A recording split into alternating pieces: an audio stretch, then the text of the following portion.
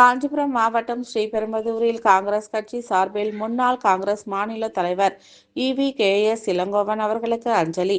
காஞ்சிபுரம் மாவட்டம் ஸ்ரீபெரும்புதூர் காந்தி சாலையில் உள்ள மணிக்கூண்டு அருகில் மாவட்ட காங்கிரஸ் பொறுப்பாளர் அருள்ராஜ் மற்றும் நிக்கோலஸ் தலைமையில் முன்னாள் மாநில தலைவரும் ஈரோடு சட்டமன்ற உறுப்பினரும் முன்னாள் மத்திய அமைச்சருமான அமரர் EV.K.S. இளங்கோவன் அவர்களின் திருவுருவப் படத்திற்கு மலர் மாலை அணிவித்து மலர் தூவி மரியாதை செலுத்தினர்.